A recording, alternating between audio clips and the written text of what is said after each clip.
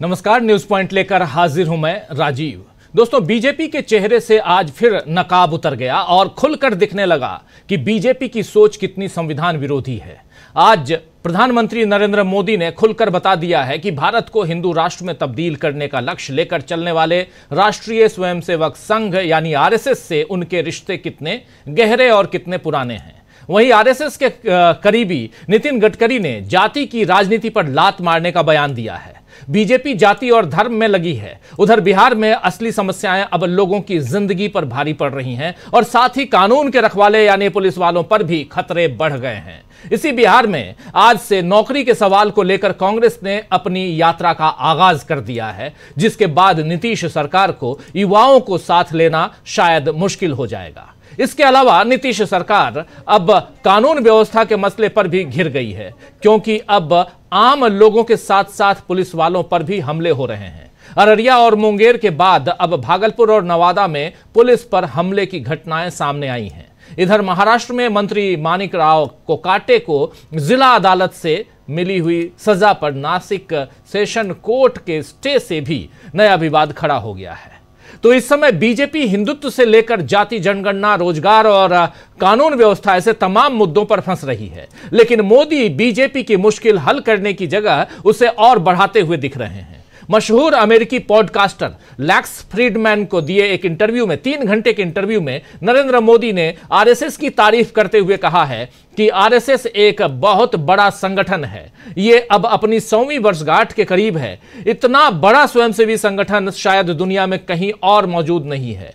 करोड़ों लोग इससे जुड़े हुए हैं, लेकिन संघ को समझना इतना सरल नहीं है। इसके कार्य की प्रकृति को सही मायने में समझने के लिए प्रयास करना चाहिए। किसी भी चीज से ज्यादा संघ आपको एक स्पष्ट दिशा प्रदान करता है, जिसे वास्तव में जीवन में एक उद्देश्य कहा जा सकता है। मेरा सौभाग्य रहा है कि ऐसे पवित्र संगठन से मुझे जीवन के संस्कार मिले।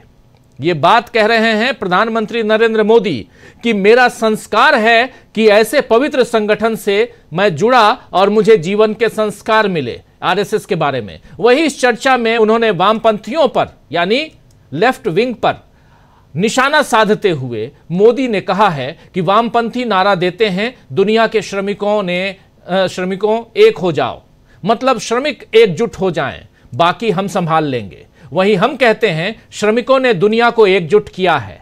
मोदी ने कहा है कि यह शब्दों में एक छोटा सा बदलाव लग सकता है, लेकिन यह एक बहुत बड़ा वैचारिक परिवर्तन है। यह कह रहे हैं यहां नरेंद्र मोदी। खैर, यहां सबसे बड़ी बात यह है दोस्तों कि देश के प्रधानमंत्री की कुर्सी पर बैठकर मोदी जिस तरह से खुलकर न केवल आरएसएस के समर्थन में दिख रहे हैं, बल्कि अपने संस्कारों को संघ की देन बता रहे हैं, उससे जाहिर है कि देश के संविधान, देश के तिरंगे और यहां तक कि गांधी जी को संघ को लेकर आरएसएस की जो सोच रही है, शायद वही सोच तो नरेंद्र मोदी की भी है। यह मान लिया जाए, क्योंकि अगर आरएसएस से जुड़े हुए रहने का और जुड़कर आगे बढ़ने की जो बात वो कह रहे हैं और कह रहे हैं कि मेरा सौभाग्य है, तो क्या गांधी की हत्या और उसमें आरएसएस की जो भूमिका थी, इस पर नरेंद्र मोदी स्पष्ट रूप से कोई बात करेंगे? खैर, अब मोदी भले लोकतंत्र और संविधान की रक्षा की बात करें, लेकिन उनके संस्कार क्या दूसरी तरफ इशारा नहीं कर रहे हैं? यह सोचने वाली बात है। इधर आरएसएस से जुड़े एक और बड़े नेता, बीजेपी के नेता नितिन गडकरी, जो उसी आरएसएस के गढ़ में रहते हैं यानी नागपुर में रहते हैं, उन्होंने भी कल एक बयान दिया है, जिसके बाद सियासी हलचल तेज हो गई है। नितिन गडकरी ने आखिर कहा क्या है, पहले उनकी जुबानी सुन लेते हैं, चर्चा आगे बढ़ाएंगे और बताएंगे आपको कि इस पिटारे में और क्या कुछ है। जरा सुनिए नितिन गडकरी को, उनकी जुबानी। आज डॉक्टर अब्दुल कलाम साहब जब न्यूक्लियर साइंटिस्ट बने और उन्होंने ऐसा काम किया कि आज डॉक्टर कलाम साहब का नाम हमारे देश में नहीं विश्व में सबके पास पहुंचा है। और इसलिए मैं एक बात पर विश्वास रखता हूं कि कोई भी व्यक्ति उसकी जात, पंथ, धर्म, भाषा और सेक्स से बड़ा नहीं होता, उसके गुणों से बड़ा होता है। और इसलिए हम जात, पंथ, धर्म, भाषा और सेक्स के आधार पर किसी को डिस्क्रिमिनेट नहीं करें। मैं तो राजनीति में हूं, यहां तो बहुत बातें चलती है, तो मैंने कहा नहीं, जो मैं मेरे हिसाब से चलूंगा, जिसको देना वोट देगा, नहीं देगा वो नहीं देगा। बहुत जाति वाले लोग मुझे मिलने के लिए आते हैं, तो मैंने उनको सबको मिलकर 50,000 लोगों में कह दिया, जो करेगा जात की बात उसको कस के मारूंगा लात। तो मुझे मेरे मित्रों ने कहा कि ये कहकर तुमने बड़ा नुकसान किया है। मैंने जो होगा सो होगा, अगर चुनाव जीतता नहीं तो आदमी मरता थोड़ी है, मंत्री नहीं हुआ तो। पर मैं अपने उसूलों के साथ इस पर कायम रहूंगा और व्यक्तिगत जीवन में उसका आचरण करूंगा। तो सुन रहे थे यहां नितिन गडकरी जाति की बात पर लात मारने की बात कह रहे हैं और कह रहे हैं कि इससे भले मुझे नुकसान हो जाए, चुनाव भले हार जाएं, लेकिन लात मारूंगा जरूर। यह बात कह रहे हैं यहां नितिन गडकरी, जाति की बात जो करेगा उसको मारूंगा कस के लात। आपको बता दूं कि नितिन गडकरी कल नागपुर में एक अल्पसंख्यक संस्थान के दीक्षांत कार्यक्रम में शिरकत करने पहुंचे थे, जहां उन्होंने कहा कि मुस्लिम समाज में 5 ही धंधे सबसे लोकप्रिय हैं: चाय की टपरी, पान ठेला, कबाड़ी की दुकान, ट्रक ड्राइवर और क्लीनर। अगर मुस्लिम समुदाय से ज्यादा इंजीनियर, आईपीएस और आईएएस अधिकारी आएंगे तो सभी प्रगति करेंगे। उन्होंने यह भी कहा कि कोई व्यक्ति अपनी जाति, धर्म, संप्रदाय, भाषा या लिंग से नहीं जाना जाता है, केवल अपने गुणों से जाना जाता है। इसीलिए हम जाति, संप्रदाय, धर्म, भाषा या लिंग के आधार पर किसी के साथ भेदभाव नहीं करेंगे। गडकरी ने तो सिरे से जाति की राजनीति को नकार दिया है, लेकिन सवाल उठने लगे हैं कि क्या यह जाति जनगणना से बचने की बीजेपी की कोई नई रणनीति है? खासकर बिहार में तो यह मुद्दा चुनावों में और जोर पकड़ सकता है। इसके साथ ही अपने पहले तेजस्वी यादव और अब कांग्रेस ने नौकरी की मांग को लेकर युवाओं को साथ लेना शुरू कर दिया है। दोस्तों, चलते हैं बिहार, चूंकि बिहार में चुनाव है और बिहार में जो कुछ चल रहा है उसको लेकर इधर नागपुर से यानी महाराष्ट्र से थोड़ा सा बाहर निकलते हैं बिहार, फिर आएंगे हम महाराष्ट्र। बिहार के युवाओं को न्याय दिलाने के लिए आज कांग्रेस की पलायन रोको नौकरी दो, जी हां, पलायन रोको नौकरी दो यात्रा आज शुरू हुई है। यह यात्रा भितिहरवा गांधी आश्रम से शुरू होकर अलग अलग जिलों से होते हुए पटना पहुंचेगी। कांग्रेस ने इस मसले पर कहा है कि बीजेपी जेडीयू सरकार की नाकामी ने बिहार को बेरोजगारी और पलायन का गढ़ बना दिया है। हालात ऐसे हैं कि आज बिहार के लाखों युवाओं को रोजगार की तलाश में अपना घर छोड़ना पड़ता है। हमारी मांग है कि बिहार में रोजगार सृजन की ठोस नीतियां बने और युवाओं को उनका हक मिले। ये बात कह रही है कांग्रेस पार्टी। उधर अब चलिए महाराष्ट्र चलते हैं। बिहार में जो कांग्रेस कर रही है, इसमें युवाओं को जोड़ने के लिए, युवाओं का पलायन ना हो, उसके लिए आज से जो यात्रा निकली है, इस यात्रा को कन्हैया कुमार लीड कर रहे हैं। उधर महाराष्ट्र फिर चलते हैं दोस्तों। महाराष्ट्र में माणिकराव कोकाटे की सजा पर स्टे लगाते हुए, उस सजा पर रोक लगाते हुए नासिक सेशन कोर्ट ने कहा है, बहुत ही दिलचस्प और इंटरेस्टिंग बात कही है, कि अगर कोकाटे की 2 साल जेल की सजा को बरकरार रखा जाता है तो उनकी विधायकी रद्द हो जाएगी और फिर से चुनाव कराने होंगे। जरा गौर फरमाइएगा, एक बार और पढ़ देता हूं। Session court, Nashik session court का कहना है कि अगर कोकाटे की 2 साल की जेल की सजा को, माणिकराव कोकाटे, उनकी 2 साल की जेल की सजा को बरकरार रखा जाता है तो उनकी विधायकी रद्द हो जाएगी और फिर से चुनाव कराने होंगे और इससे सरकार का पैसा खर्च होगा। कोर्ट ने यह भी कहा है कि बाद में भी उनकी विधायकी और मंत्री पद की बहाली संभव नहीं है। बाद में भी उनकी विधायकी और मंत्री पद की बहाली संभव नहीं है, यह कोर्ट का कहना है। इस फैसले को हास्यास्पद बताते हुए कांग्रेस नेता विजय वडेट्टीवार ने कहा है कि कोर्ट यदि इस तरह की दलील देगा तो लोग न्याय के लिए किसके पास जाएंगे। सवाल तो है, बहुत बड़ा सवाल है कि आप ऐसे दलील, और वो कि पैसे खर्च होंगे, क्या पैसा कोर्ट देगा? सवाल तो उठता है। और ये सवाल पूछ रहे हैं रोहित पवार। रोहित पवार जो हैं वो शरद गुट के, एनसीपी शरद गुट से विधायक हैं और उन्होंने कहा है कि इस फैसले को दुर्भाग्यपूर्ण बताते हुए कहा है कि चुनावी खर्च देखने का काम अदालत का नहीं है। पवार ने यह भी कहा है कि मैं हाई कोर्ट और सुप्रीम कोर्ट से अपील करता हूं कि वे इस मामले का संज्ञान लेने और उचित कार्रवाई करें, संज्ञान लें और उचित कार्रवाई करें, ये कहना है रोहित पवार का। महाराष्ट्र और बिहार दोस्तों, दोनों जगह बीजेपी से सत्ता अब संभालते नहीं बन रही है। और उसकी नाकामियां अलग अलग शक्लों में सामने आ रही है। ऐसे में मोदी और गडकरी के बयानों से क्या बढ़ेंगी बीजेपी की मुश्किलें, आज इसी पर चर्चा करेंगे। नरेंद्र मोदी 3 घंटे अमेरिकी पॉडकास्टर को देते हैं, 3 घंटे तक चर्चा करते हैं और उसकी छोटी सी वानगी आप तक हम पेश किए शुरुआत में। ये तमाम बातें क्या कहती हैं? ये जो तस्वीर आप देख रहे हैं, ये तस्वीर बिहार की है, लेकिन बिहार हो, महाराष्ट्र हो या दिल्ली हो, नरेंद्र मोदी हो, नीतीश कुमार हो या उधर नितिन गडकरी हो, इन सब पे आज चर्चा करेंगे। आइए हमारे साथ कुछ वरिष्ठ साथी जुड़े हुए हैं, उन सबसे पहले आपका परिचय करवाता हूं, फिर आगे बढ़ते हैं।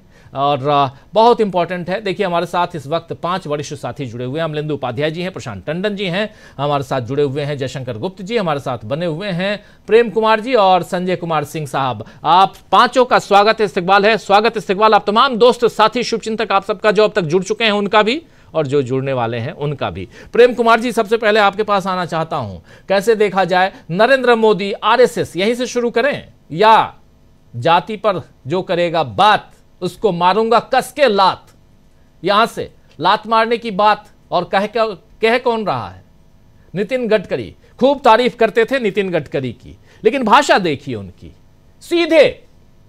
आखिर ये उग्रवादियों की तरह की भाषा आखिर क्यों हो गई है, वो भी मंत्रियों की? ये तो ठीक नहीं है, अच्छा नहीं है।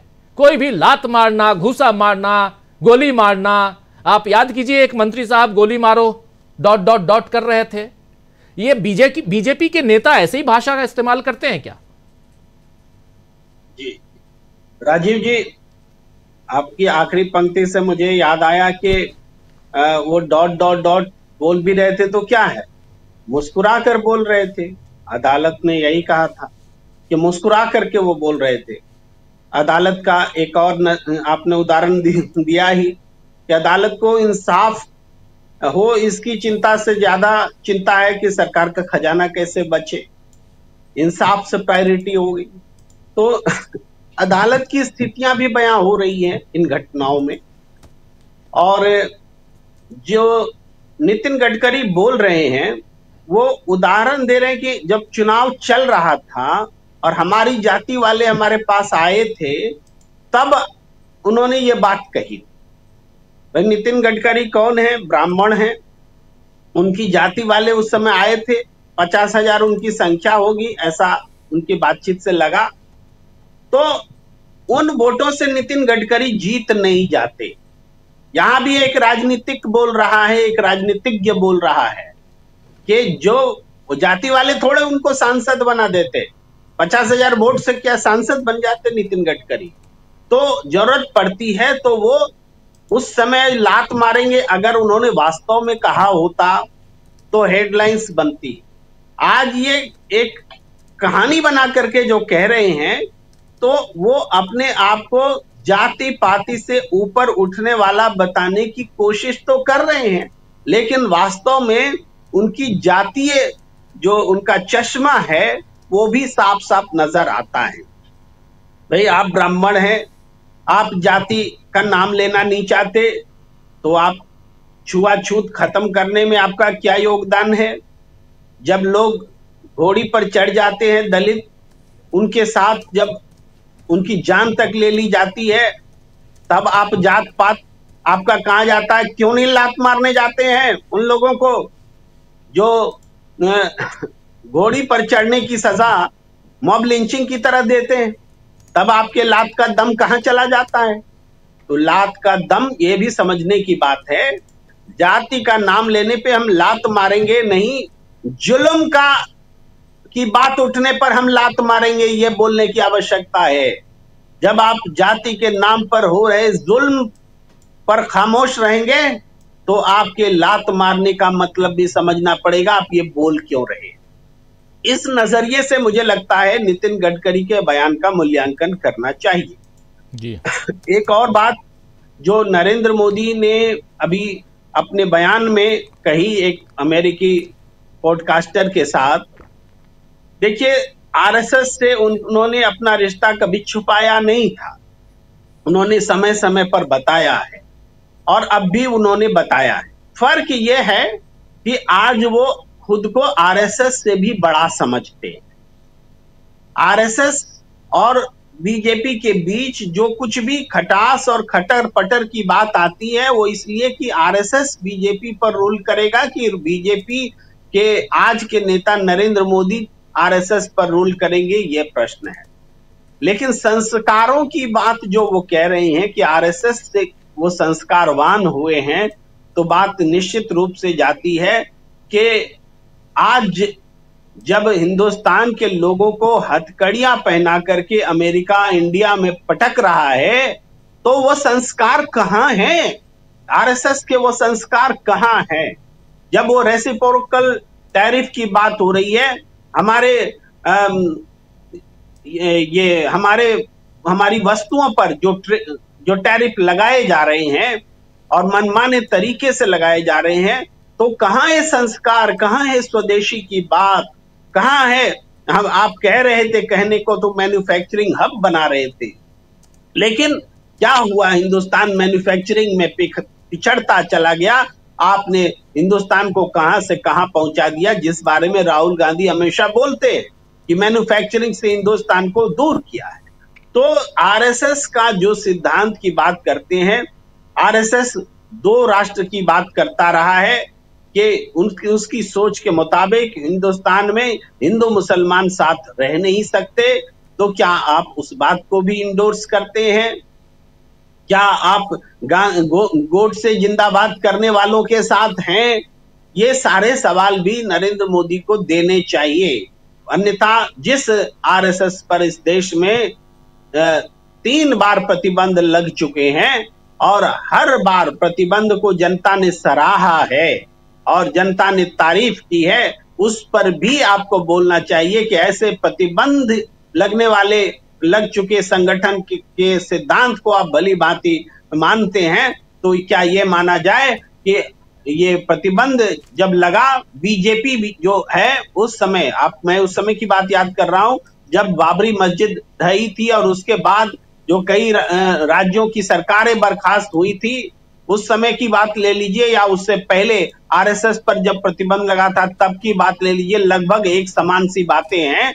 ये दोनों का एक तरह का चरित्र भी दिखता है, बताता है। मुझे लगता है प्रधानमंत्री होते हुए वो ये बात बोल रहे हैं, इसलिए ज्यादा आलोचना का विषय है। अन्यथा ये आरएसएस से निकले हुए व्यक्ति तो हैं ही। जी बिल्कुल बिल्कुल, आरएसएस से निकले हुए व्यक्ति तो हैं ही, इसमें कोई दो राय नहीं है। और प्रधानमंत्री नरेंद्र मोदी हों या नितिन गडकरी हों, ये सब आरएसएस से निकले हुए लोग ही हैं। लेकिन आखिर इन लोगों की भाषा ऐसी क्यों है? और गांधी जी और उनकी हत्या और इन तमाम मसलों पर नरेंद्र मोदी का क्या ख्याल है, ये भी उनको स्पष्ट करना चाहिए जब वो कहते हैं कि मैं बहुत शुक्रगुजार हूं कि मैं आरएसएस से जुड़ा रहा, आरएसएस जैसे पवित्र संगठन से मैं जुड़ा रहा। एक कार्यक्रम, एक पॉडकास्ट में उन्होंने ये बात कही है। बहुत इंपॉर्टेंट बात दोस्तों। लेकिन यहां पर यह समझना और भी जरूरी है कि आखिर नितिन गडकरी लात मारने की बात क्यों कर रहे हैं। प्रशांत टंडन जी, यहीं से शुरुआत करते हैं। बहुत कुछ है, उधर बिहार भी चलेंगे, बिहार में जो वहां का प्रशासन है वो किस ढंग का हो गया है, और फिर कोर्ट की बात भी करेंगे। महाराष्ट्र में नासिक सेशन कोर्ट, उसको भी बड़ी चिंता है कि इनकी विधायकी चली जाएगी। उनको यह चिंता नहीं है कि यह कानून क्या कह रहा है। कोर्ट अगर जैसे आत्मा और भगवान से जो कनेक्शन के बाद अगर फैसले लेने लगे तब तो हो गया। यही मूल वजह है राजीव जी। अगर भारत के कोई चीफ जस्टिस रह चुके व्यक्ति ये कह रहे हैं कि उनको जजमेंट जो है वो भगवान ने, ईश्वर ने उनको गाइड किया, उससे प्रेरित होकर आपने लिखा है, तो सेशन जज या डिस्ट्रिक्ट जज इस तरीके की मूर्खतापूर्ण फैसले करेंगे, इसमें कोई आश्चर्य की बात नहीं है। इस तरीके के फैसले के लिए मूर्खतापूर्ण कहना ही जो है वो उचित शब्द है। ऐसा कौन जज फैसला करेगा? आप कानून के दायरे में रहकर आप करें। आपके फैसले को एग्जीक्यूटिव कैसे इम्प्लीमेंट करती है उसका काम है, ये आपका काम नहीं। आपका काम है कि जो आपके सामने गुण दोष के आधार पर पिटीशन आई है, जो रिस्पोंडेंट्स ने अपने दलीलें दी है, उस दलील के आधार पर आप फैसला करेंगे। आपको ये चिंता नहीं है कि ये फैसला लागू कैसे होगा, इसके लिए सरकार है। और इसीलिए भारत के संविधान में सेपरेशन ऑफ पावर रखा गया है कि जुडिशरी काम अलग है, विधायिका काम अलग है, कार्यपालिका काम अलग है। जज साहब को कार्यपालिका के काम की चिंता नहीं होनी चाहिए। दूसरे नितिन गडकरी का जो मामला है, देखिए नितिन गडकरी ने जो बात कही है, जो मोदी जी ने बात की, एक ही बात है, आरएसएस के संस्कार। आरएसएस एक मनुवादी संस्था है और वो अगर जाति को लात मारने की बात कह रहे हैं तो वो अपने अंदर का जो उनका छुपा हुआ संस्कार है उसको बाहर ला रहे हैं। जातिवाद जनगणना इशू है, समाज में जो एक उथल पुथल है कि जो सैकड़ों साल से हजारों साल से जिसको आपने हाशिए पे रखा, अब वो सामने आ रहा है और आपको बराबरी की टक्कर दे रहा है, तो आपको लग रहा है कि जाति को लात मारो। जाति बनाई किसने?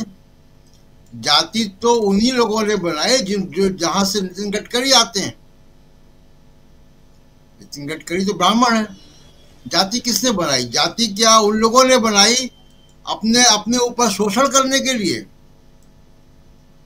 वंचित समाज ने जाति नहीं बनाई है, जाति तो जो है वर्चस्ववादियों ने बनाई है जातियां। तो जाति खत्म करने का काम भी इन्हीं का है। अगर आप जाति को लात मारने की बात कह रहे हैं तो आप अपने आप को ठीक करो। लात आपको वहां मारनी जिन्होंने जाति बनाई है। जो शोषित वर्ग है वो जाति थोड़ी ना बनाएगा।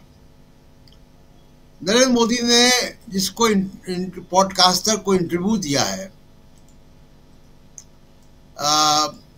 लेक्स फ्रीडमैन जी, जरा ये भी जान लें कि लेक्स फ्रीडमैन कौन है, तब मामला साफ होता है कि ये मोदी जी का जो इंटरव्यू है 3 घंटे का जी, इसका उद्देश्य क्या है।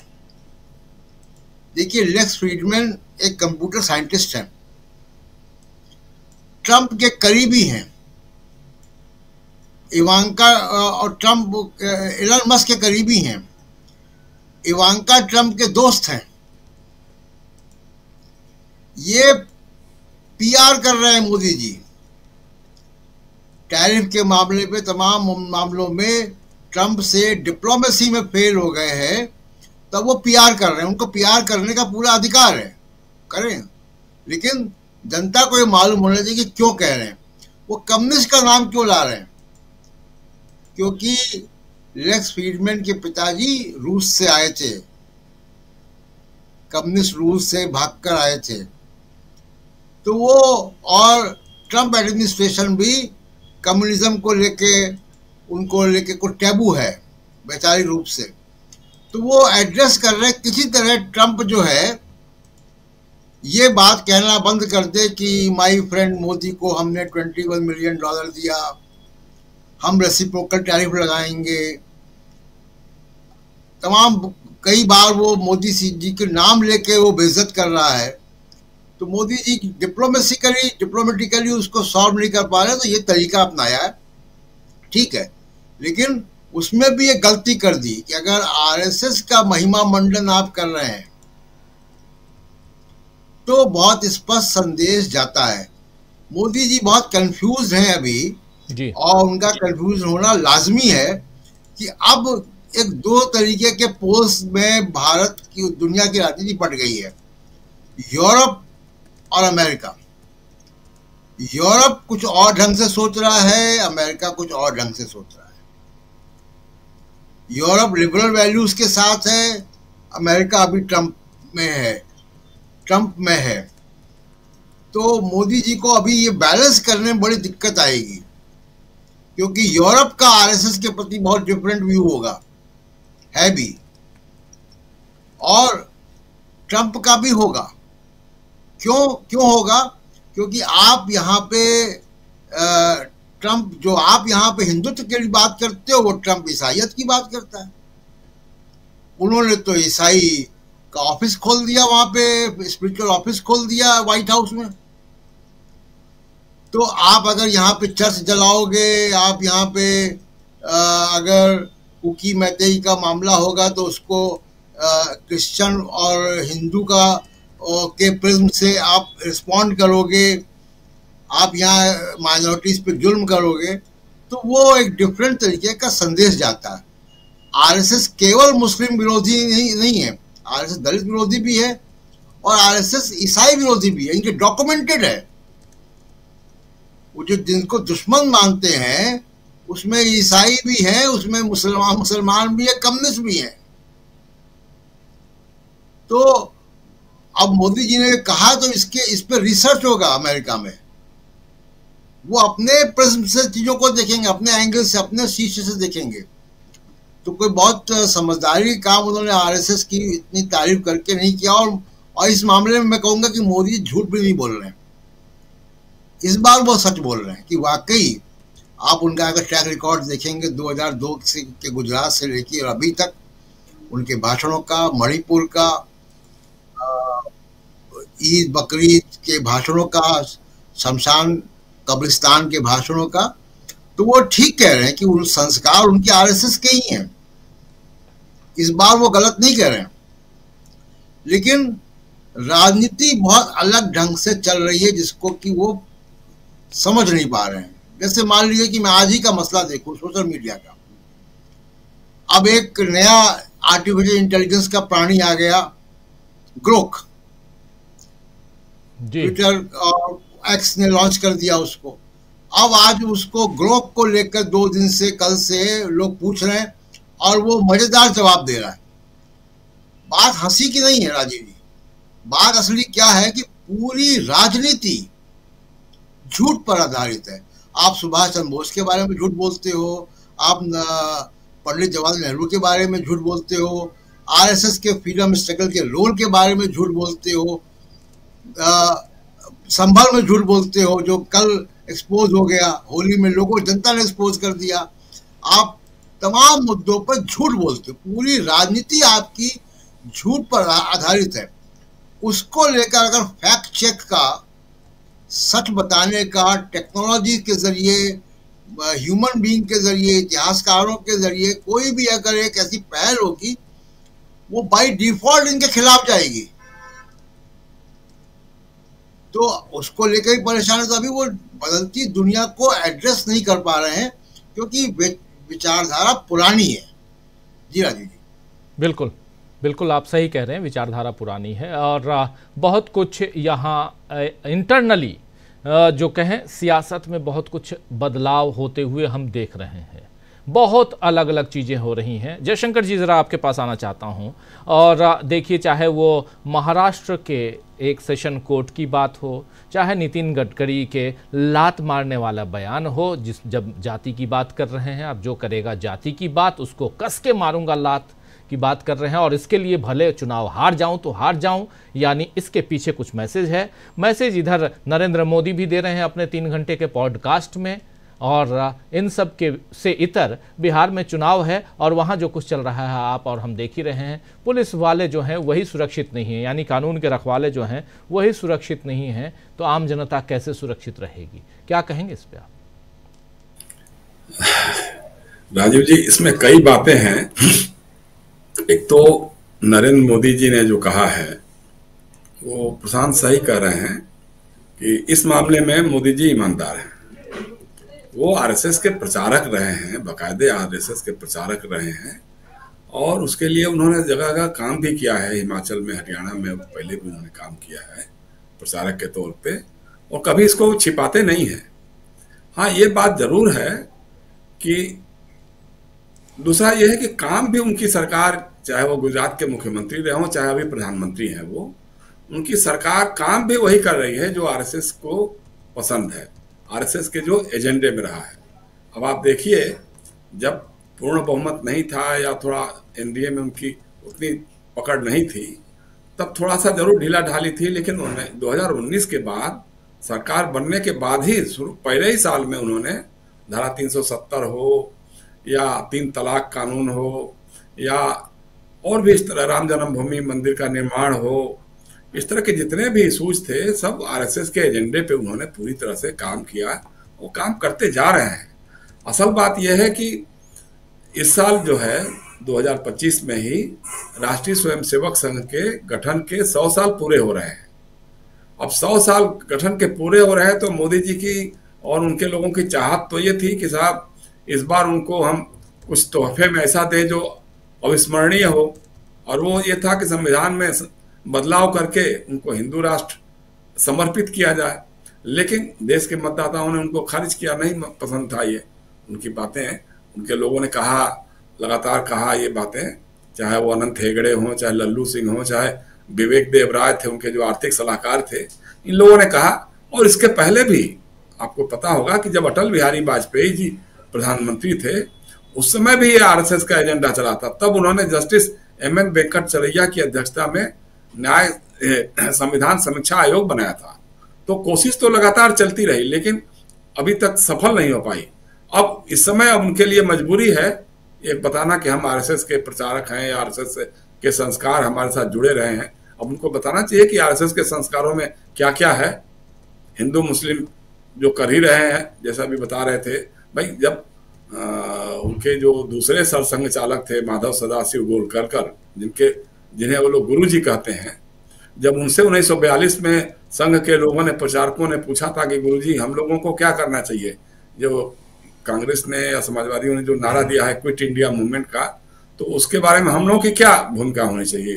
तो उन्होंने कहा कि नहीं, हमको इसमें भाग लेने की जरूरत नहीं है, अंग्रेजों से हमको लड़ने की जरूरत नहीं है, अभी हमको अंदरूनी दुश्मनों से लड़ना होगा।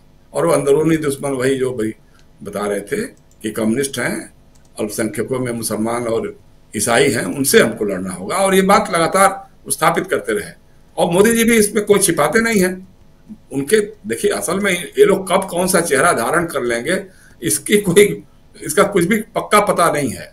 अब कभी वो कहेंगे कि नहीं साहब सबका साथ, सबका विश्वास, सबका प्रयास, और फिर कहेंगे कि साहब ये अगर आएंगे तो मंगलसूत्र छीन ले जाएंगे, बहु बेटियों को उठा ले जाएंगे, ये राम जन्मभूमि मंदिर पे बाबरी मस्जिद का ताला लगा देंगे, उन्हें सारी सुविधाएं संसाधन उनको दे देंगे जो अधिक बच्चे पैदा करते हैं। ये भाषा भी वही बोलते हैं, वो बोलेंगे वो। तो इस तरह की चीजें हैं, इसलिए उसमें कोई बड़ी बात नहीं है। वो उसी एजेंडे पे काम कर रहे हैं, लेकिन आरएसएस का एजेंडे में है, साफ साफ उनके मिशन का हिस्सा है कि जब जैसा देखो उस हिसाब से आचरण करो। दाएं झुकना है तो दाएं झुक जाओ, बाएं झुकना हो तो बाएं झुक जाओ, सीधे झुकना है तो सीधे झुक जाओ सामने की तरफ, या फिर बेंट हो जाओ, या फिर खड़े हो जाओ, जैसा जो मौका हो उसके हिसाब से आचरण करो। ये आरएसएस की ये है प्लानिंग है। तो उसी हिसाब से मोदी जी भी आचरण करते हैं। तो इसमें कोई बड़ी बात नहीं है। हाँ, ये जरूर है कि अब हो सकता है कि अमेरिका में जो चल रहा है उसके हिसाब से डिप्लोमेसी का हिस्सा भी हो सकता है। भाई, भारत के किसी पत्रकार को जो थोड़ा तटस्थ कहा जा सके, उसको आप इस तरह का पॉडकास्ट क्यों नहीं दे देते हैं, या इस तरह का इंटरव्यू क्यों नहीं दे देते हैं? तो कभी देंगे नहीं। उसमें भी मेरे ख्याल से वो प्रायोजित रहा होगा, सवाल पहले ही से तय कर लिए होंगे और उसके हिसाब से फिर जवाब पे डिस्कस किया गया होगा। तो लेकिन चलिए, दूसरी बात है जो गडकरी जी ने कही है, वो बड़ी अच्छी बात है। वो अक्सर बात करते रहते हैं, बात में थोड़ा मुंहफट भी हैं, भाषणों में भी बोल जाते हैं, पर्सनल बातचीत में तो कहते हैं कि लात मार देंगे, ये कर देंगे, वो कर देंगे। भाई, जाति पर लात मार दीजिए, जाति की बात करने वालों पे लात मार दीजिए, इससे अच्छी बात क्या होगी। लेकिन शुरुआत आप आरएसएस के मुख्यालय से करिए ना। भाई, आरएसएस के लोग कहते हैं कि हम जाति को तो हम मानते ही नहीं हैं, लेकिन जितने भी सरसंघ चालक आज तक हुए, रज्जू भैया जो राजपूत थे, उसके अलावे सारे के सारे ब्राह्मण हुए, और उसमें भी ज्यादातर चितपावन ब्राह्मण ही क्यों हुए। पूरी राष्ट्रीय कार्यकारिणी हमने देखी थी एक बार, राष्ट्रीय स्वयंसेवक संघ की, उसमें एक आदिवासी नहीं, एक दलित नहीं, एक ओबीसी नहीं। तो ये जातिवाद नहीं है। जब भी कभी बात आती है पिछड़ों को कुछ देने के लिए, दलितों को कुछ देने के लिए, आदिवासियों को कुछ देने के लिए, तो ये लोग इस तरह की भाषा बोलनी शुरू कर देते हैं। अब बात जाति की जनगणना की है। भाई, जाति जनगणना तो छोड़िए, जनगणना ये सरकार नहीं करवा रही है। 2011 के बाद से अभी तक जनगणना का प्रोसेस भी शुरू नहीं हुआ। पहले कहा गया कि साहब कोरोना था इसलिए 2021 में होना था, नहीं हो पाया। तो कोरोना को बीते हुए कितने साल बीत गए, लेकिन अभी भी जनगणना नहीं हुई। जाति जनगणना तो बात ही नहीं, कभी उसकी बात ही नहीं करते हैं लोग। तो ये सारी चीजें हैं। हम तो कह रहे हैं गडकरी जी से, भाई आप लीड करिए। मैं पहले भी कभी इस मंच से कहता था कि भाई आरएसएस में भी कई बार मोहन भागवत जी कहे थे, तो हमने उस समय भी कहा था कि मोहन भागवत जी, आप संघ के मुख्यालय में मनुस्मृति को आग लगाइए, क्योंकि जातिवाद का, ब्राह्मणवाद का सबसे बड़ा पोषक कोई है तो वो मनु संहिता है, मनुस्मृति है, उसमें आप आग लगा दीजिए। गडकरी जी आप ही शुरू कर दीजिए। मेरे जैसा आदमी कोशिश करेगा कि आकर के आपके साथ खड़े हो जाए। हम आपके विचारों से कतई सहमत नहीं हो सकते हैं, हमारी लड़ाई रही है, लेकिन अगर आपने मनुस्मृति को आग लगाने की पहल की, हम आपके साथ खड़े होंगे, कर दीजिए काम। लेकिन जब भी कभी होता है दलितों, पिछड़ों या आदिवासियों को, महिलाओं को देने की कुछ बात होती है, तो कभी आप धर्म को लेकर सामने खड़े हो जाते हैं, कभी आप इस तरह की बातें, जातिवाद का विरोध करना शुरू कर देते हैं। भाई उस समय क्यों नहीं? आज जब देश के विभिन्न हिस्सों में, महाराष्ट्र में भी जो महार दलितों की हालत है, अब उस पर आप कभी बात क्यों नहीं करते हैं भाई, कि किस तरह से उनको शोषण और उत्पीड़न का विषय बनाया जा रहा है। देश के विभिन्न हिस्सों में, पश्चिमी उत्तर प्रदेश में खासतौर से, अगर घोड़े पे चढ़ गया दूल्हा दलित समाज का, तो आप उसकी खाल उखाड़ना शुरू कर देते हैं। अगर मूछ रख दिया उसने, बड़ी बड़ी मूछें रख ली, तो उसकी पिटाई आप करना शुरू कर देते हैं। तो ये सारी बातें हो, कभी एक बार गडकरी जी का कोई बयान नहीं आया कि भाई ऐसा जो कर रहा है वो हिंदू धर्म का विरोधी है, उसको हिंदू धर्म से बाहर निकालिए, ऐसा कुछ करो। तो ये सब नहीं करेंगे। जब वीपी सिंह ने 27% आरक्षण देने की बात करी थी, मंडल आयोग की रिपोर्ट लागू करके ओबीसी के लोगों को, तो आरएसएस ने उस समय कमंडल धारण कर लिया था, बीजेपी के लोगों ने। आडवाणी जी रथ यात्रा लेके सोमनाथ से अयोध्या की रथ यात्रा तो चले गए थे, और उसका जो ये थे, क्या बोलते हैं, सारथी थे उनके, वो नरेंद्र मोदी जी थे। तो इस तरह से संघ का इतिहास रहा है। लेकिन अगर आप इस तरह की बातें आप गडकरी जी कर रहे हैं, चाहे वो जातिगत जनगणना की बात थोड़ी दूर है। और तीसरी बात है राजीव जी, वो बहुत खतरनाक है, जो नासिक की अदालत ने जिस तरह का फैसला किया, सेशन कोर्ट ने जो किया है, मुझे तो लगता है कि इस पर सुप्रीम कोर्ट को तुरंत संज्ञान लेना चाहिए। ऐसा आदमी, ऐसी खतरनाक मानसिकता का आदमी न्याय की कुर्सी पर बैठने का हकदार नहीं है। जो आदमी ये कह रहा हो कि साहब वो अपराध तो है, वो सब सही है, लेकिन अगर उनको 2 साल की सजा दे दी जाए तो फिर उनकी सदस्यता चली जाएगी, भाई इसकी चिंता आपको क्यों हो रही है? देखिए क्या सिस्टम हमारे देश के न्याय व्यवस्था में हो गया है कि गुजरात में सूरत की एक अदालत राहुल गांधी को इसलिए 2 साल की सजा देती है कि उनकी सांसदी चली जाए, और उसी के बगल में महाराष्ट्र के नासिक की एक अदालत, सेशन कोर्ट का जज जो है, इसलिए 2 साल की सजा नहीं करता है वो, क्योंकि उसकी मेंबरशिप चली जाएगी, और मेंबरशिप चली जाएगी तो चुनाव कराना पड़ेगा, उसका बोझ लगेगा। तो भाई जो वायनाड में उपचुनाव हुआ था तो उसका पैसा नहीं लगा था, उसमें खर्च नहीं हुआ था। तो ऐसी, लेकिन सवाल यह है कि कौन करेगा? जब चीफ जस्टिस कहता है कि साहब हमने अयोध्या के राम जन्मभूमि बाबरी मस्जिद विवाद का हल जो है भगवान की कृपा से कर दिया, मैं भगवान के पास गया, दंडवत होकर बैठा, कहा रास्ता कोई सुझाइए महाराज, तो भगवान ने मुझे दिशा दी और उसके हिसाब से हमने फैसला किया। मतलब इस देश में अब यह भी होने लगा है कि अदालतों के फैसले साक्ष्यों के, संविधान के हिसाब से नहीं, बल्कि ईश्वर, अब कल को कोई कहे कि साहब अल्लाह मियाँ ने उनका हुक्म हुआ रात में सोने में तो हमने इसलिए फैसला कर दिया, तो कोई कहे कि क्राइस्ट ने हमको निर्देश दिया तो हमने उसके हिसाब से करना शुरू कर दिया। मतलब आप कर क्या रहे हैं? इस देश के लोकतंत्र को कहाँ ले जा रहे हैं? जहां इस तरह की बात तो नहीं हुआ, अतीत में भी इतने सालों का इतिहास है न्यायपालिका का, ऐसा तो कभी नहीं हुआ था कि तथ्य कुछ और हैं। आप खुद ही अपने फैसले में मान रहे हैं कि साहब बाबरी मस्जिद का विध्वंस जो है वो एक क्रिमिनल एक्ट था, लेकिन कह रहे हैं ऐसा मंदिर वहीं बनेगा। तो जब वो chief justice of supreme court अगर ये बात कह रहे हैं, तो किसी नासिक कोर्ट के बारे में उम्मीद कैसे कर सकते हैं कि उस पर कोई सुप्रीम कोर्ट हमारा एक्शन लेगा? लेकिन हमारी अपनी सोच है, हमारी अपना मांग है, ये जरूर है, हम इस मंच से भी कहना चाहेंगे कि ऐसे व्यक्ति न्यायिक सेवा में रहने के योग्य नहीं है, जो ये कहते हैं कि साहब किसी की विधायकी खत्म हो जाएगी इसलिए हम उनको सजा को 2 साल नहीं कर रहे हैं। ये बात है। दूसरा यह है कि जैसे बिहार विधानसभा का चुनाव होने रहा, सर पे आ गया है, कांग्रेस भी अलर्ट मूड में है। कांग्रेस ने एक पहल की है, वो जो कन्हैया कुमार के नेतृत्व में और उनके जो प्रभारी हैं कृष्णा बेल्लरू, तो वो लोग मिल करके जो यात्रा निकाल रहे हैं, का अच्छा काम है, बहुत दिनों के बाद शुरू किया है, लेकिन ये अच्छा काम है, कांग्रेस को खड़ा होने में मदद मिल सकती है। और दूसरा ये कि बिहार तो लगातार, मतलब बिहार क्या, आप यूपी के देखिए चाहे बिहार देखिए, कानून व्यवस्था नाम की तो कोई चीज रह नहीं गई है। मुख्यमंत्री हैं तो वो नाम के ही मुख्यमंत्री हैं, काम तो सारा ब्यूरोक्रेट्स लोग कर रहे हैं या फिर बीजेपी के लोग उन पे हावी हो गए हैं, वो लोग अपने हिसाब से चला रहे हैं। लेकिन पूरी तरह से जंगल राज और भ्रष्टाचार तो चरम पर पहुंच गया है। मतलब आप कल्पना नहीं कर सकते हैं राजीव जी, छोटे से लेकर के बड़े कामों तक बिना रिश्वत के, बिना पैसे के कोई काम बिहार में हो ही नहीं रहा। हालांकि ये तो पूरे देश का हाल है, दिल्ली में देख लीजिए, चाहे हमारे यूपी में देख लीजिए। और दूसरा यह है कि थोड़ा सा विपक्ष को जरूर इस बात पे ध्यान देना चाहिए, खासतौर से कांग्रेस को भी देना चाहिए। अब दिल्ली में देखिए, दिल्ली में सरकार बने हुए इतना दिन हो गया, कहा था कि जब पहली कैबिनेट में 2500 रुपए देने की शुरुआत हो जाएगी, 8 मार्च को जारी हो जाएगी, किस्त जारी हो जाएगी, आज तक तो नहीं हुआ। होली में कहा था कि साहब वो महिलाओं को मुफ्त रसोई गैस देंगे, हम रसोई गैस के जो उज्ज्वला योजना के तहत ही देंगे, ठीक है, लेकिन उनको मुफ्त गैस देंगे, आज तक नहीं किया।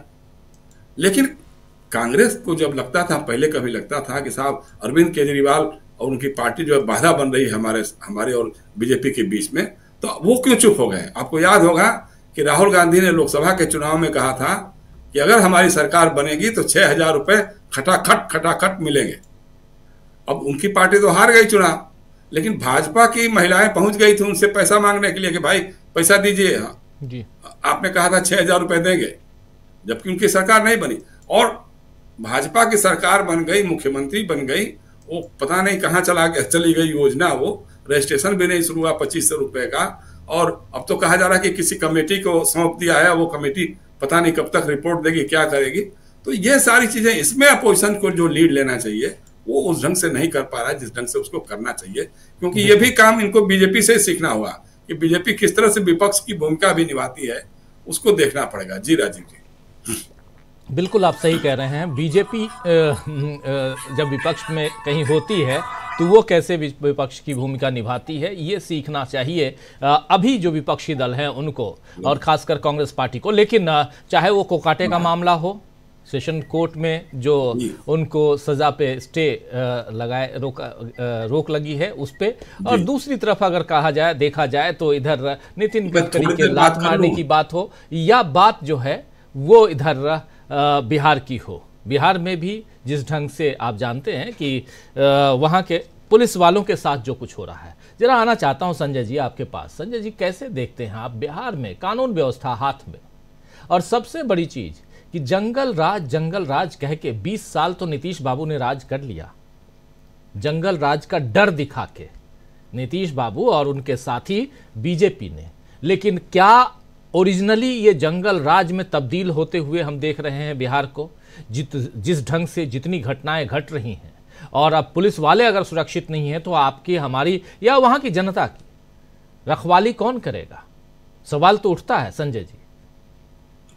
बिल्कुल, बिहार की हालत बहुत खराब है, और मतलब यही कहा जाए कि पिछले स्वतंत्रता के बाद से बिहार अगर सबसे नीचे था तो अभी भी सबसे नीचे है। कुछ नहीं हुआ है, ना आर्थिक स्थिति सुधरी है, ना शिक्षा की व्यवस्था सुधरी है, और सरकार की यह हालत है कि जो पास विदाउट इंग्लिश की वकालत करता रहा उसको आपने भारत रत्न दे दिया, और अब आप चाहते हैं कि दक्षिण में हिंदी पढ़ाई जाए। तो क्यों हिंदी पढ़ाई जाए दक्षिण में? कि व्हाट्सएप मैसेज फॉरवर्ड किया जा सके, और तो उससे कोई फायदा होने वाला नहीं है, क्योंकि वहां के लोगों को जरूरत नहीं है।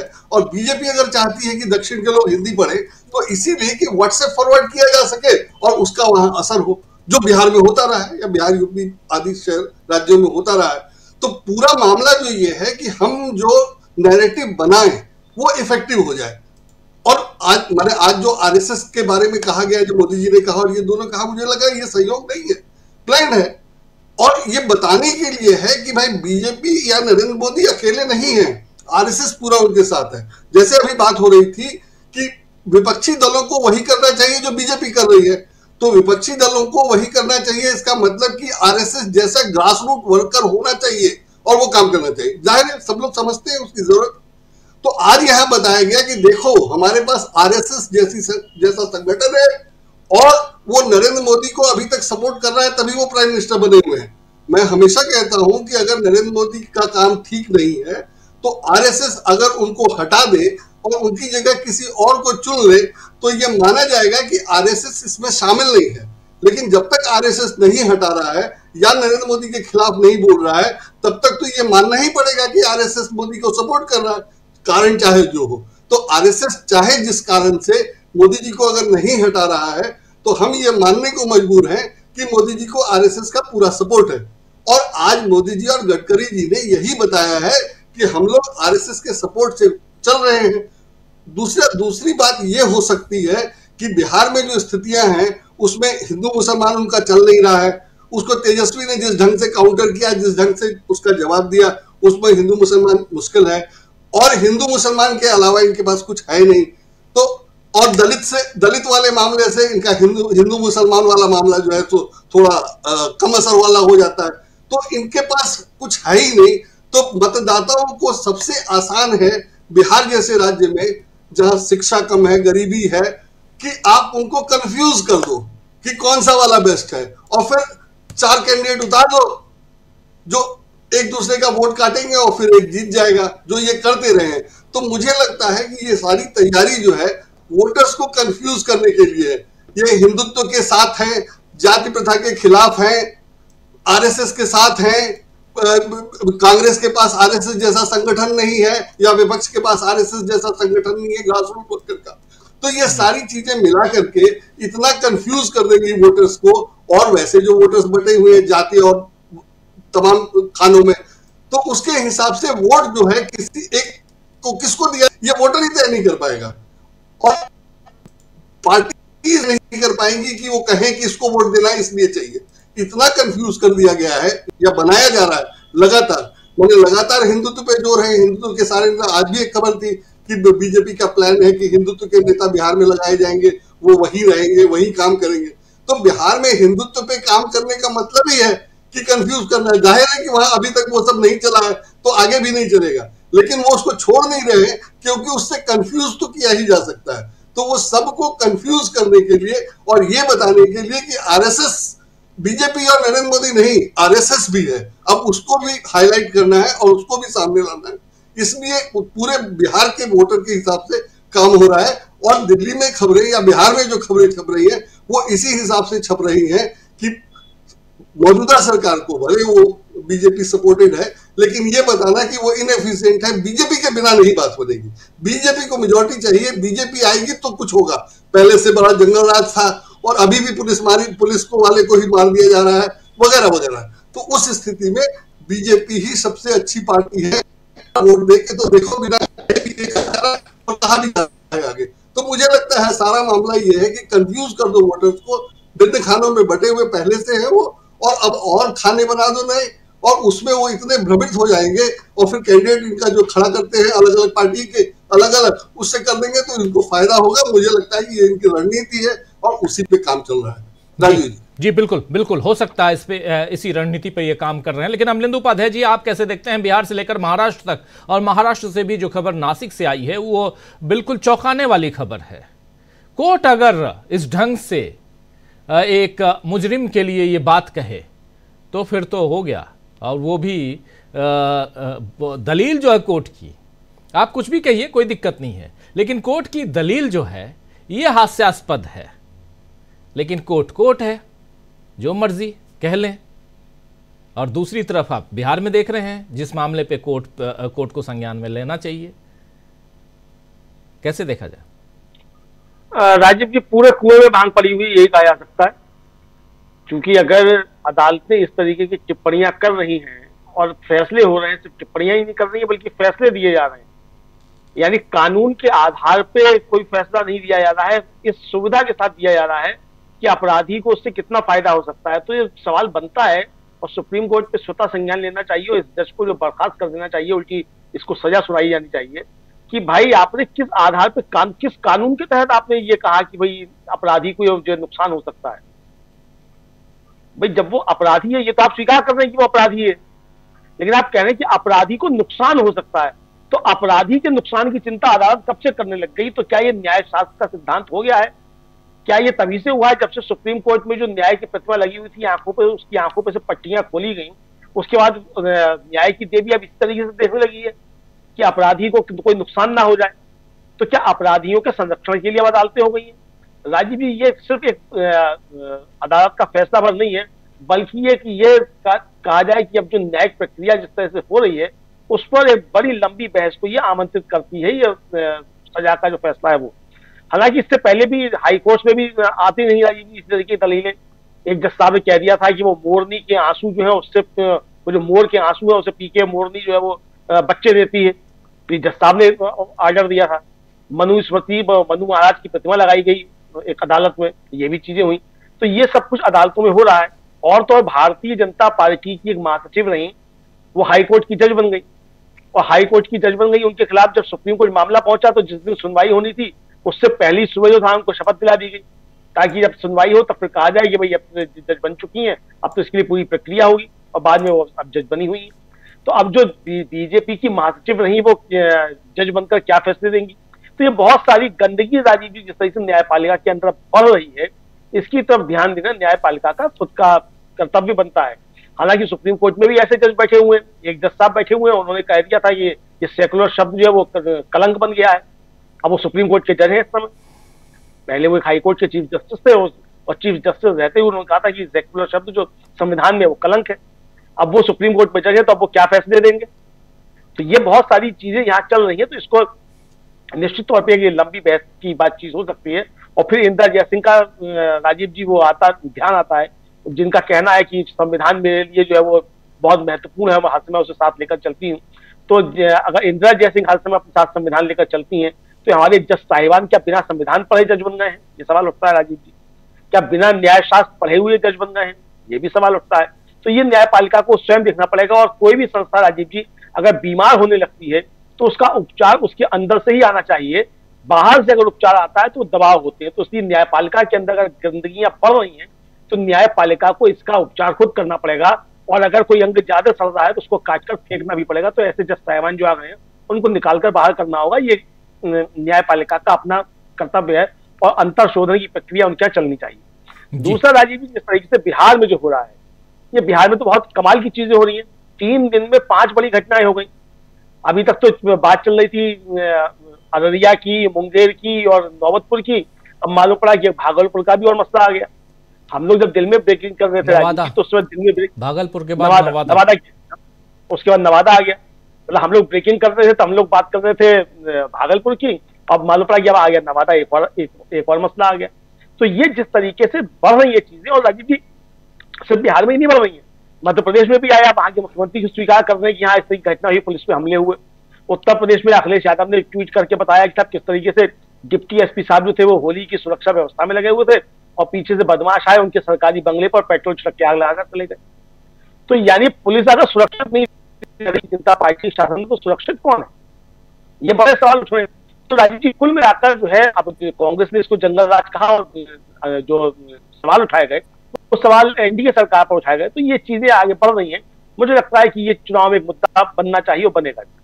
बिल्कुल बिल्कुल आप सही कह रहे हैं कि ये चुनाव में बड़ा मुद्दा बनेगा, बन सकता है। बिहार में जंगल राज है क्या, लेकिन उसके अलावा क्या ऐसे ही जंगल राज उधर महाराष्ट्र में भी है? चल क्या रहा है महाराष्ट्र में? एक कोई लात मारने की बात करता है और कोई कहता है कि अगर इनको सजा दे देंगे तो विधायकी चली जाएगी। आखिर चल क्या रहा है? और इन सब के बीच नरेंद्र मोदी जी क्यों आखिर इतनी तारीफ कर रहे हैं आरएसएस की? ये तो सबको पता है कि वो भी आरएसएस के आदमी हैं, लेकिन अब खुले तौर पे एक प्रधानमंत्री अगर इतनी तारीफ करे तो इसके क्या मायने हैं? जरा फिर से आता हूं प्रेम कुमार जी आपके पास। कैसे देखते हैं प्रेम कुमार जी, इतनी तारीफ क्यों? मात्र ये कि 100 साल पूरे होने जा रहे हैं इसलिए, या इससे कोई पैगाम देना चाहते हैं नरेंद्र मोदी, मैसेज देना चाहते हैं देश को कुछ? देखिए राजीव जी, अभी हम जितनी घटनाओं की बात कर रहे हैं उन सभी घटनाओं में एक कॉमन बात है, वही इसका उत्तर भी देता है कि मोदी जी संघ की बात क्यों कर रहे हैं। दरअसल पूरे देश का, देश के संस्थानों का राष्ट्रीय स्वयंसेवक संघ वाला संघीकरण हो गया है।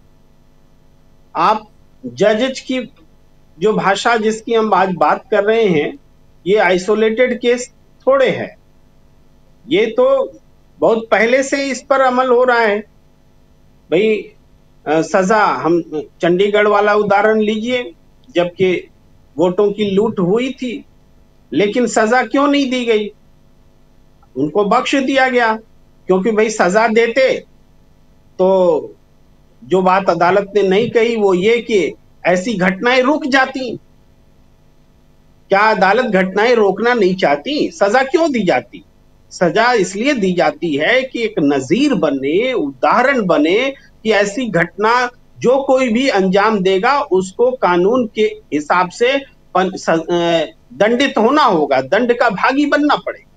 तो आप दंड ही नहीं देंगे तो ये कौन सा विधान है? यही है संघीकरण। भाई आपने इलेक्टोरल बॉन्ड के मामले में फैसला दिया, देखा कि किस तरह से सत्ता इलेक्टोरल बॉन्ड को सार्वजनिक करने से बच रही है और उसके पीछे कितने काले कारनामे हैं, सब देखा अदालत ने। लेकिन उसको पनिश कैसे किया जाए, कल्प्रिट को कैसे सामने लाया जाए, वो उन्होंने छोड़ दिया।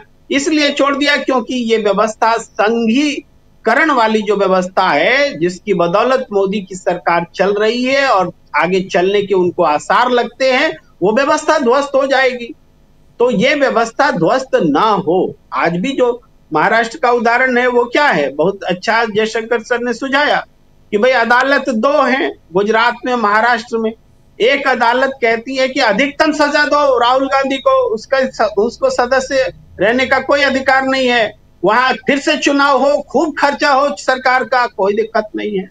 लेकिन दूसरी तरफ भाई बीजेपी का कोई व्यक्ति है, अरे तो खर्चा बचाओ, जनता का पैसा बचेगा, चुनाव कराने से खर्चा होता है, 2 साल की सजा अगर हम दे देंगे तो यहाँ तो फिर से चुनाव हो जाएगा।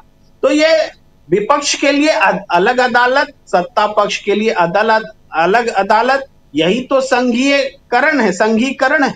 पूरी जब अदालत का भी संघीकरण दिख रहा है तो आप बाकी चीजों की बात क्या सोच सकते हैं? प्रशासन का संघीकरण तो आमतौर पर दिखता ही है। वोट देते समय अल्पसंख्यक जहां से वोट देने निकलेंगे उस रास्ते को ब्लॉक कर दो, उसकी वोटिंग ज्यादा ना हो, प्रशासन का भी संघीकरण दिखता है। इसी तरह से जो डीएम लेवल के अधिकारी हैं वो देश की तामील करते हैं, उनके पास अमित शाह का फोन जाता है पूरे देश के डीएम के पास में, और उस पर पूरी अदालत मौन है और सारे डीएम क्या करते हैं चुनाव के दौरान किसी से छिपा नहीं।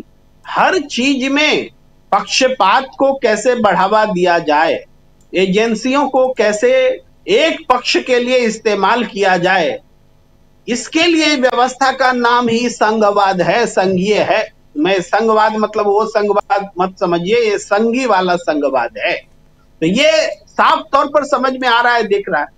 थोड़ी सी चर्चा मुझे लगती है कि इससे हटके बिहार पर आज करनी जरूरी है, जिसका आपने जिक्र भी किया, पलायन और नौकरी। जो पलायन है, दो अलग अलग बातें हैं लेकिन परस्पर जुड़ी हुई बातें, दोनों को एक साथ जोड़कर पहली बार किसी राजनीतिक दल ने बड़ा मुद्दा बनाया है। और पलायन का मतलब क्या है? पलायन का मतलब है कि बिहार में पलायन के संदर्भ में कि बिहार में कोई संभावना नहीं रह गई है, इसीलिए पलायन। रोजगार ना है ना आने वाला है, इसीलिए पलायन। अपने घर के परिवार को पैसा भेजो बाहर से कमा करके, इसीलिए पलायन। जैसे अमेरिका में लोग कमाने जाते हैं कि हिंदुस्तान में अपने लोगों का घर चला सके, हथकड़ी पहना करके पटका जा रहा है। आप उससे कि थोड़ी डिस्टरबेंस हो गई, एक कॉल आ रहा था, क्षमा करेंगे। लेकिन जो अमेरिका में यहाँ पटका जा रहा था हथकड़ियों को, हथकड़ी लगाकर, क्या हिंदुस्तान में बिहार के लोगों को भी अलग अलग राज्य के लोग हथकड़ी लगाकर ना पटकेंगे? इसकी क्या गारंटी है? पलायन का मतलब ये इस रूप में आप देखिए, लेकिन पलायन को नौकरी से जोड़ के, हमें यही नौकरी चाहिए, बिहार में ही नौकरी चाहिए, ये आवाज बिहार में राजनीतिक दल ने पहली बार उठाई है। और जो लोग आज यात्रा में कन्हैया कुमार के साथ बड़ी भीड़ जो दिखी, उसमें युवाओं की मौजूदगी है, ये महत्वपूर्ण बात है। और कांग्रेस के नजरिए से अगर देखें तो पूरे बिहार चुनाव में अगर कांग्रेस मजबूत होगी तभी महागठबंधन मजबूत होगा, महागठबंधन सत्ता में आएगा। इस बात को नोट करने की जरूरत है। कांग्रेस को कम सीटें आई, महागठबंधन को सत्ता नहीं मिली। तो ये जो आलोचना कांग्रेस की थी, यही आलोचना आज वास्तव में कांग्रेस के पक्ष की मजबूत बात बनी है। कांग्रेस जो मजबूत होती दिख रही है, इससे बहुत लोगों को डर लग रहा है। लेकिन एक बात तेजस्वी यादव के नजरिए से देखें, आरजेडी के नजरिए से देखें कि अगर इस बार भारतीय जनता पार्टी किसी तरीके से भी एनडीए सत्ता में आ जाती है बिहार में, तो निश्चित है कि मुख्यमंत्री तो बीजेपी का बनेगा। और मान लीजिए निश्चित नहीं या निश्चित भी हो, लेकिन अगर कोई नीतीश जैसे बन भी जाए सपोज, तो भी जो पकड़ उनकी होगी बीजेपी की वो होगी। और तेजस्वी यादव के लिए आने वाले 2 दशक, 1 दशक, 1.5 दशक तक मुख्यमंत्री बनना एक असंभव वाली बात हो जाएगी। ये तेजस्वी यादव की तरफ से पॉइंट है। तो इसलिए कांग्रेस का बढ़ना, महागठबंधन का मजबूत होना और अपने लिए भविष्य के लिए उम्र बाकी है तेजस्वी यादव के लिए। तेजस्वी यादव 5 साल बाद, 10 साल बाद मुख्यमंत्री बन सकते हैं, लेकिन तब जब महागठबंधन सत्ता में आएगा। अगर महागठबंधन सत्ता में नहीं आया तो आप ये समझ लीजिए कि तेजस्वी यादव के लिए संभावनाएं खत्म हो जाएंगी। यह है कांग्रेस का महत्व। अगर कांग्रेस के इस महत्व को तेजस्वी यादव और आरजेडी समझ ले तो उनको कांग्रेस जो है उसका मजबूत होना डराएगा नहीं, उनको और संबल प्रदान करेगा। ये मैं एक बात कह रहा हूं। जी जी जी जी बिल्कुल। प्रशांत जी, जरा आप भी इधर खासकर बिहार में और आज से जो पलायन को लेकर कांग्रेस ने जो मुहिम छेड़ी है उस पर भी आपके विचार, और साथ साथ बिहार में जो पुलिस वालों के साथ हो रहा है, इसके पीछे कारण क्या हो सकता है?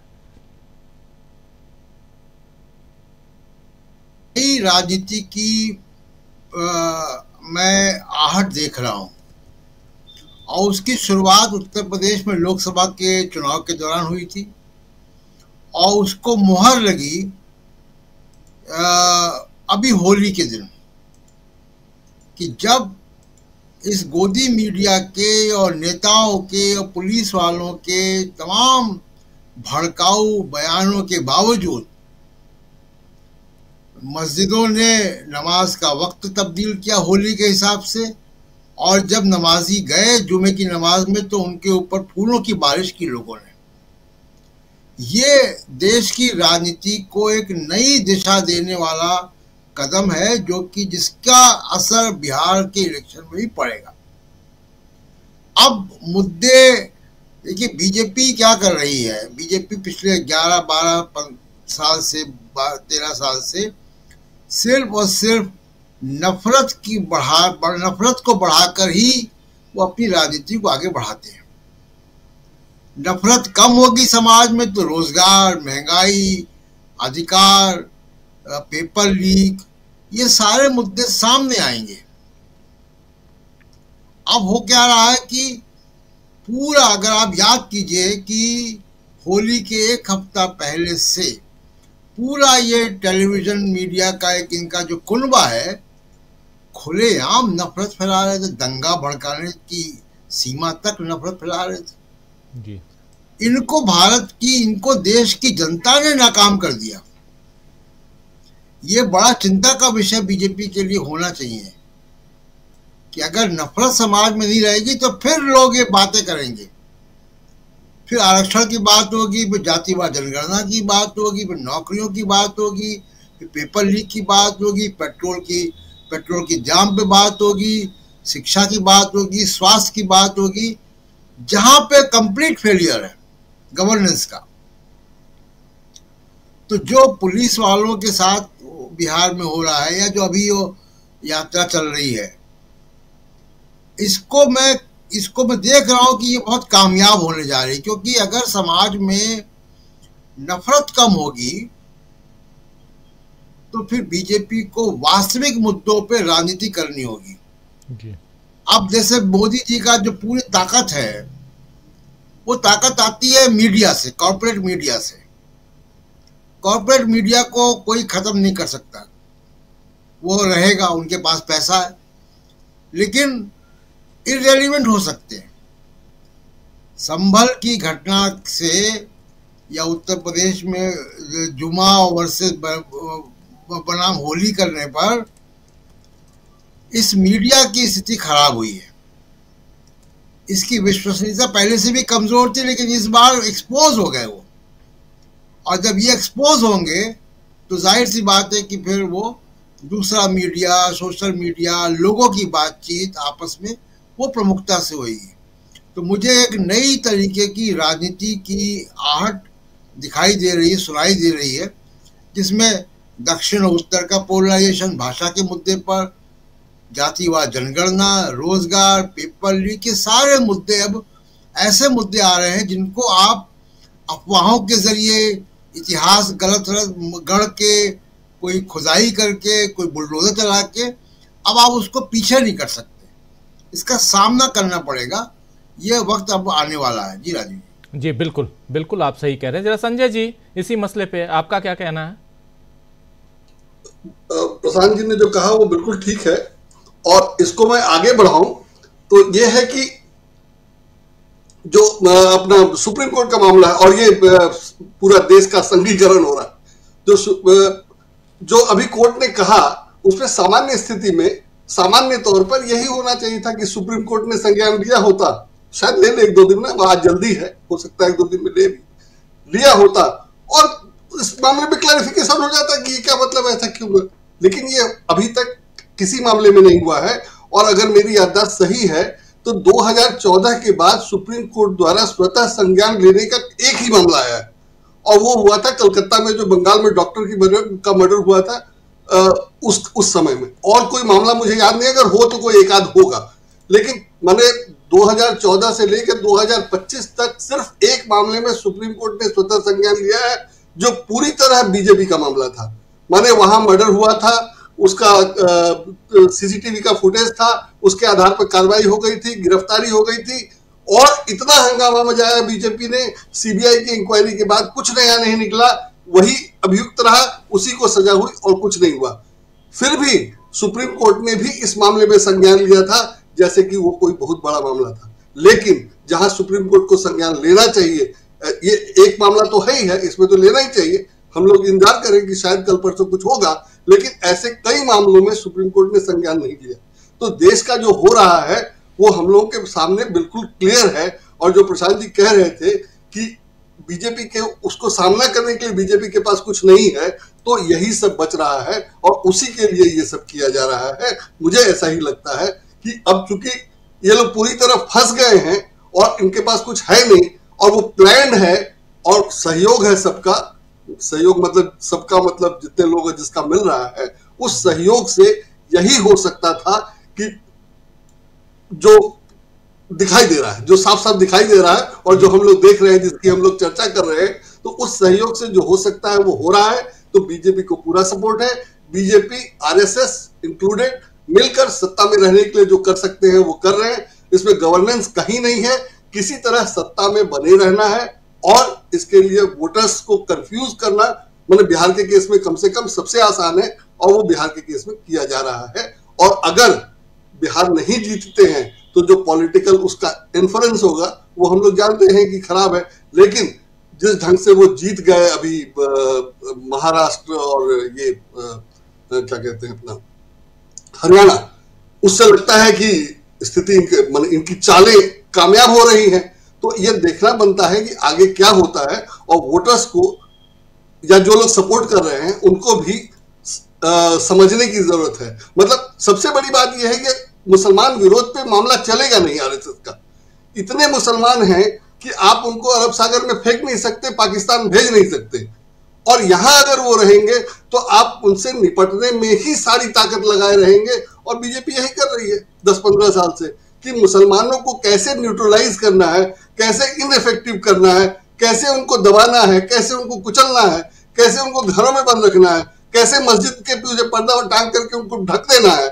यही सब कोशिश करते हुए 15 साल निकल गए, लेकिन उनका कुछ कर नहीं सकते आप। उनको अगर वो रहेंगे तो यही सब करते रहना पड़ेगा। तो ये देश को, लोगों को, जो लोग सपोर्ट कर रहे हैं, उन सब लोगों को समझना चाहिए कि अगर हम मुसलमानों को हटा नहीं सकते, खत्म नहीं कर सकते, तो क्या बीजेपी की ये रणनीति कभी कामयाब होगी?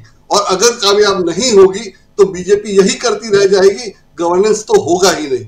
जब तक ये लोग नहीं समझेंगे तब तक मुझे लगता है कि ऐसे ही चलता रहेगा। लेकिन जो स्थितियां हैं उसमें लोगों को जल्दी समझ में आनी चाहिए बातें, तो देखना है। बिल्कुल बिल्कुल आप सही कह रहे हैं, बिल्कुल सही कह रहे हैं। जयशंकर जी, जरा आपसे भी समझना चाहता हूँ, खासकर बिहार की सियासत को लेकर, और बहुत महत्वपूर्ण है कि हम लोग कई चर्चा आपने शुरुआत में की भी, लेकिन फिर भी थोड़ा और आगे बढ़ाइए। नीतीश बाबू, क्या यहाँ पे अगर यही चलता रहा तो उनके लिए क्या कुछ दिखाई देता है? राजीव जी, सबसे बड़ी प्राथमिकता यही अभी होगी कि अपने बेटे को बिहार की राजनीति में कैसे वो इस्टेब्लिश करवा सके, और ये बीजेपी के जरिए वो इस काम में लगे हुए हैं। अच्छा, उनकी चूंकि शारीरिक और मानसिक स्वास्थ्य भी बहुत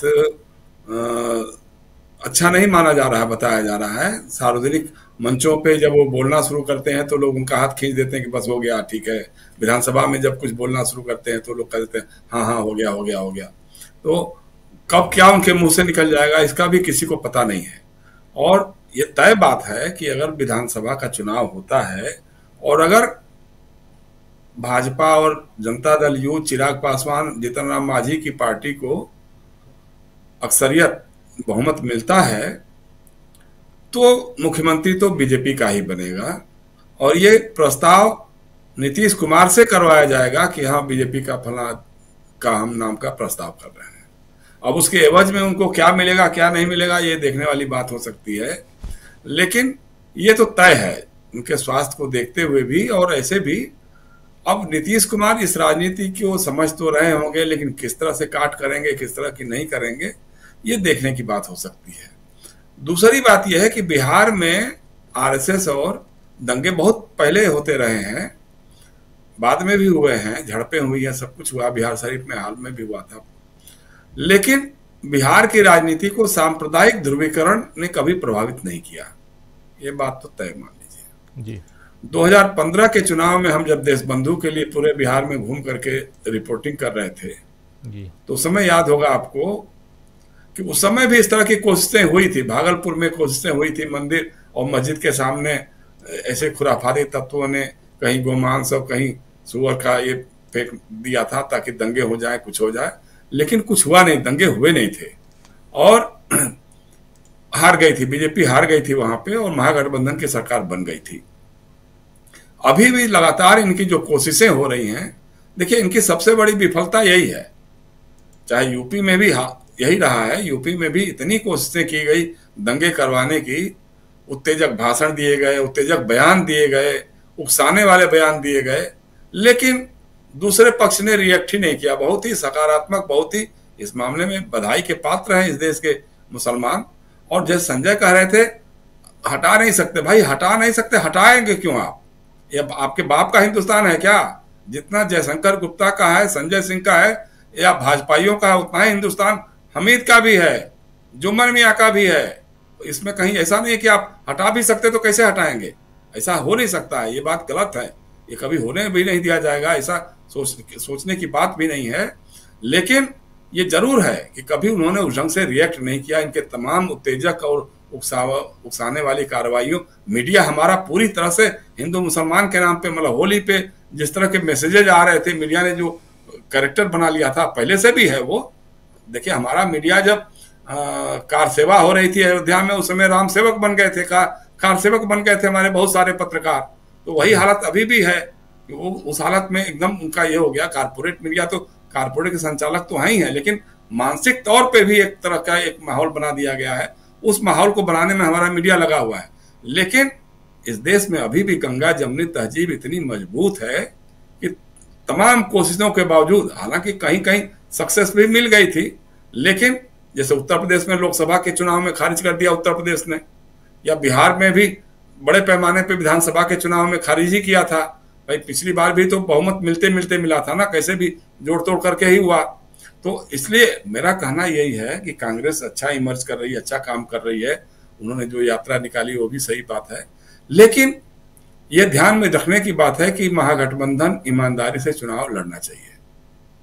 अगर बेहतर होता कि जैसे कांग्रेस ने आज जो यात्रा शुरू की है, बेहतर होता कि अगर महागठबंधन के लोग मिलकर के इस तरह की कोई यात्रा निकालते और उसमें सारे दल शामिल हो जाते, वाम दल भी हो जाते, ये आरजेडी के लोग भी होते, तो उसका एक अलग मैसेज जाता। अलग अलग करने से थोड़ा सा जरूर होता है कि ये अलग अलग अलापने की कोशिश की जा रही है, और तैयारियों में अभी से जुटना होगा। चुनाव आयोग जो भी करे न करे, वोटर लिस्ट से लेकर के जो वोटर लिस्ट बन रही होगी उसकी छानबीन, उसका देखना कि कितने नाम हटा दिए गए, कितने जोड़ दिए गए, इस सारे कामों को आपको अभी से उसमें जुट जाना होगा। और तैयारी इसी बात की होनी चाहिए, क्योंकि अब समय आपके पास नहीं है। यात्रा तो ठीक है, यात्रा अच्छी हो रही है, लोग जुड़ रहे हैं, बिहार के नौजवान युवा भी आ रहे हैं जो बेरोजगारी से पीड़ित हैं, और मतलब एकदम सही बात कही गई कि साहब बिहार में आज क्या है, मतलब हालत इतनी बदतर हो गई है। जितने भी इंडेक्स हैं विकास के, जितने भी इंडेक्स हैं, हर मामले में सबसे नीचे बिहार ही दिखाई दे रहा है। कोई विकास की जैसे कोई बात नहीं दिखाई दे रही है। मोदी जी ने कह दिया साहब, बजट में भी घोषणा हो गई कि हाँ जी इतना लाख करोड़ का, इतने हजार करोड़ का हम बिहार को पैकेज दे रहे हैं, लेकिन हो क्या रहा है? उस पैकेज से कुछ खर्च हुआ कि नहीं हुआ? क्या हो रहा है उसमें?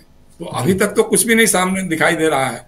तो बेरोजगारी चरम पर है, पलायन हो ही रहा है, लोग जा करके पंजाब में, दिल्ली में, महाराष्ट्र में जाकर के या पश्चिम बंगाल में जाकर के काम करने के लिए अभिशप्त हैं, बिहार के लोग अभी भी हैं।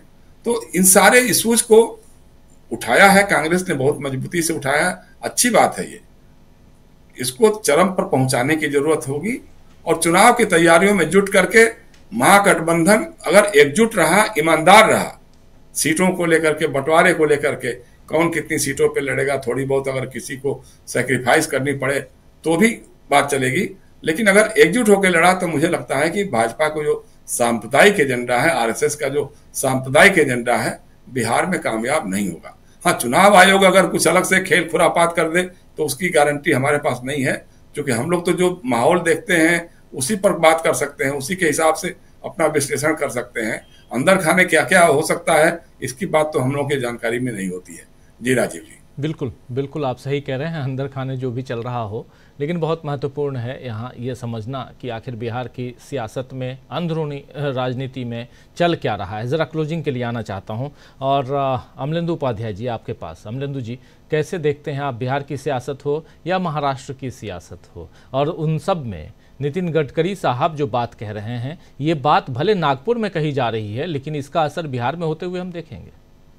बिहार में चुनाव है, जाति की बात करें तो लात मारने की बात कर रहे हैं, लेकिन जाति की बात, यहाँ जात पात में भेदभाव की बात उनकी पार्टी जो करती रही है वो बात नहीं हो रही है। बात तो यहाँ जाति आधारित जनगणना की हो रही है ना, कि कम से कम काउंट कीजिए और बताइए, और जो पिछड़ा तबका है उसको ऊपर उठाने की कोशिश कीजिए। तो बिल्कुल राजीव जी, जो नितिन गडकरी ने कहा है ये ठीक उसी तरीके का बयान है जैसा कि 2015 के विधानसभा चुनाव से पहले मोहन भागवत ने कहा था कि आरक्षण की समीक्षा की जानी चाहिए। नितिन गडकरी ने बिहार विधानसभा के चुनाव से पहले ये संदेश नागपुर से दिया है। महत्वपूर्ण बात यह है राजीव जी कि नागपुर से दिया है। हालांकि वो अंजुमन इस्लाम एक अल्पसंख्यक संस्था है, उसके दीक्षांत समारोह में थे, लेकिन जो संदेश दिया है वो नागपुर की सरजमीन से दिया है, और ये दिया है एक चितपावन ब्राह्मण ने। तो ये संदेश काफी महत्वपूर्ण है, और ये संदेश मुझे लगता है बिहार में जाना चाहिए, और विपक्ष के लोगों को इसकी क्लिप काटकर जो वायरल खूब करनी चाहिए, और विधानसभा चुनाव में भी इसको खूब चलाया जाना चाहिए कि देखिए गडकरी जी के सुविचार क्या हैं। जो प्रधानमंत्री पद के दावेदार हैं, मोदी जी जब जाएंगे मार्गदर्शक मंडल में, इसी 17 सितंबर को चले जाएंगे, 75 साल के हो जाएंगे, तो यही प्रधानमंत्री बनने की दौड़ में है, तो इनके ये सुविचार हैं, तो इसको लेकर जो है वो विपक्ष को जाना चाहिए। लेकिन राजीव जी, जो बिहार में हो रहा है, असल में बिहार में अब चीजें सीधे सीधे चुनाव की तरफ तो बढ़ी रही हैं।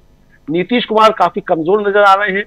कानून व्यवस्था को लेकर जिस तरीके से बैकफुट पर यह सरकार नजर आ रही है, और इसका सारी जिम्मेदारी जो है एक तरीके से अब नीतीश कुमार के ऊपर डाली जा रही है। और लगता है ये राजीव जी कि ये नीतीश कुमार का कानून व्यवस्था के मोर्चे पर फेल होना बीजेपी को भी सूट कर रहा है, क्योंकि बीजेपी अपने मतदाताओं को भी समझाएगी और उनको समझाएगी कि देखो नीतीश कुमार से चीजें नहीं समझ रही है, अब बीजेपी की सरकार बनाना बहुत ज्यादा जरूरी है। तो ये जमीन पर काम शुरू भी हो चुका है, इस तरीके की चीजें कराना। कोई देखो अब नीतीश कुमार के साथ रह करके मुख्यमंत्री नीतीश कुमार बन जाते हैं, और बीजेपी कुछ कर नहीं पाती है। कानून व्यवस्था देखो कितनी खराब हो गई है, नीतीश कुमार अब बीमार हो गए और इनसे कुछ संभल नहीं रहा।